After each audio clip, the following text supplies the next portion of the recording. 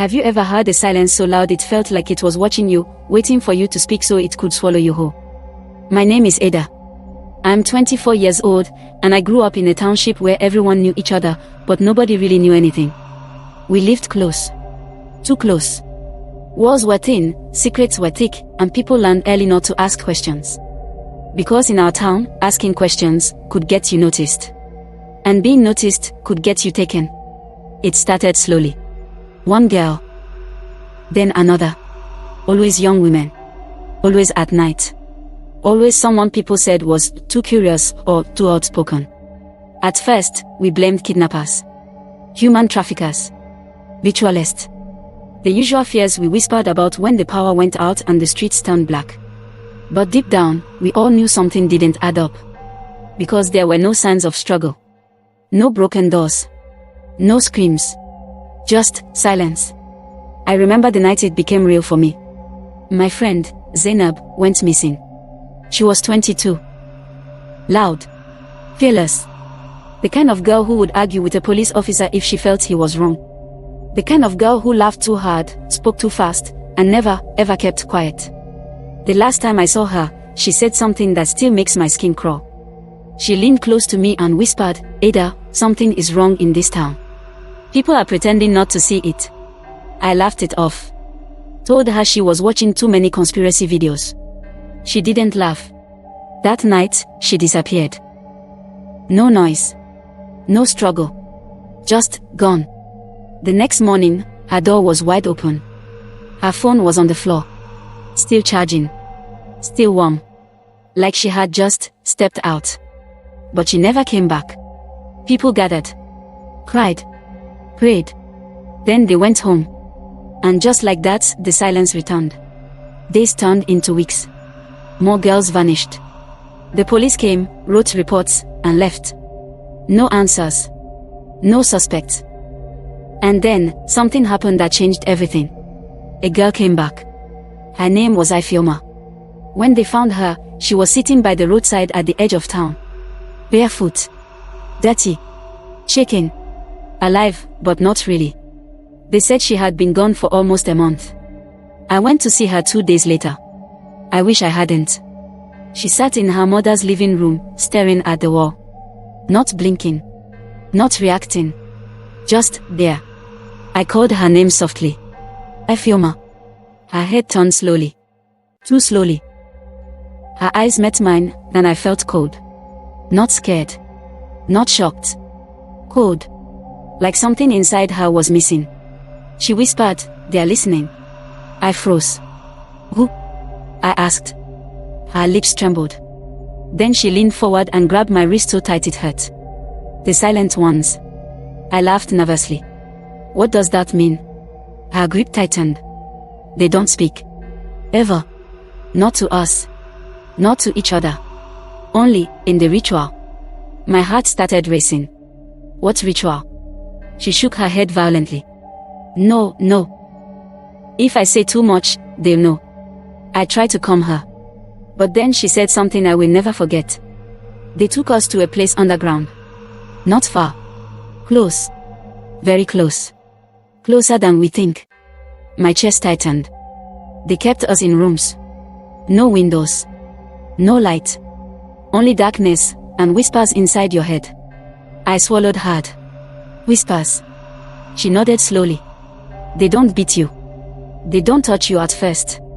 They just watch. And wait." I felt sick.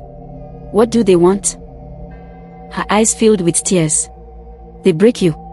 Slowly. They make you doubt your own thoughts. Your own voice. They make silence feel like safety." I couldn't breathe properly anymore. "And then, when you stop resisting, they use you." "Use you for what?" She looked straight at me. "Rituals." The room felt colder. They gather in a circle.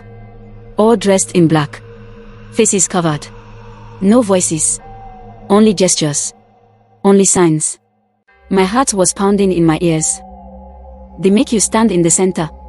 They make you repeat things in your mind. Over and over. Until you're not sure what is real anymore. I pulled my hand away slowly. "Why are you telling me this?" I whispered. She leaned closer. Because you still have your voice. Before I could respond, she suddenly sat back and went quiet again. Like a switch had been turned off. That night, I couldn't sleep. Her words kept playing in my head. Closer than we think. I started noticing things. Strange patterns. The same people always around when something happened. The same faces at every gathering. Always quiet. Always watching. And then, I saw something that made my blood run cold. My landlord. A man I had lived under for 3 years. Kind. Polite. Always greeting everyone. I saw him late one night, standing outside, staring into the darkness. Not moving. Not blinking. Just watching.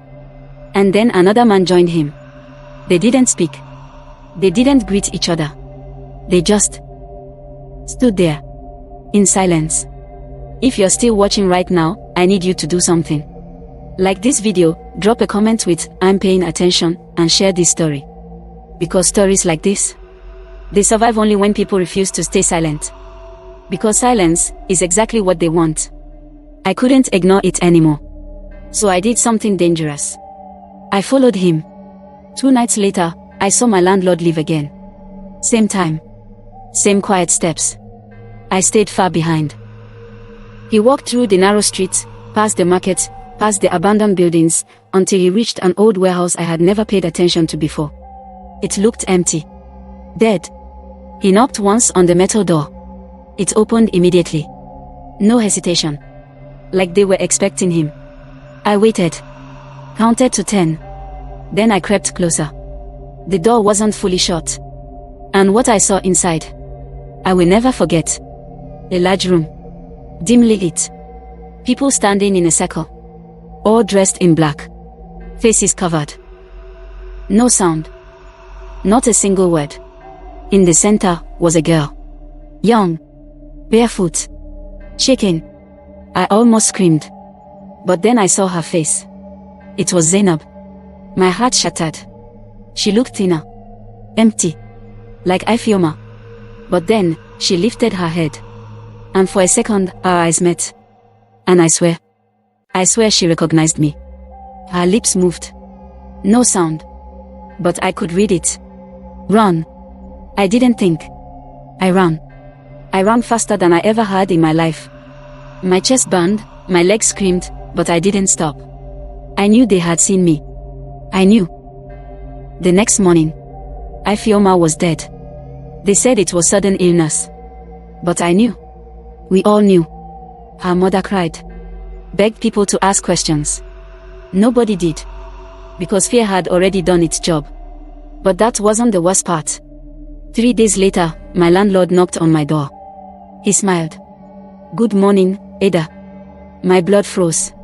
He leaned closer. You've been curious lately. I couldn't speak. He chuckled softly. Should be careful. Curiosity makes people disappear. I nodded slowly. Closed my door. And that was the moment I made a decision. I was not going to disappear quietly. That night, I packed a bag. Documents. Clothes. Phone. Before I left, I recorded everything. Every detail. Every face I remembered. Every word Ifeoma said. I uploaded it. Everywhere. Social media. Blogs. Anonymous pages. I made noise. Loud noise. Because silence is where they are strongest. And here's the twist you didn't expect. 2 weeks later, the warehouse burned down. Police reports said it was an electrical fault. But no bodies were found. No arrest. Nothing.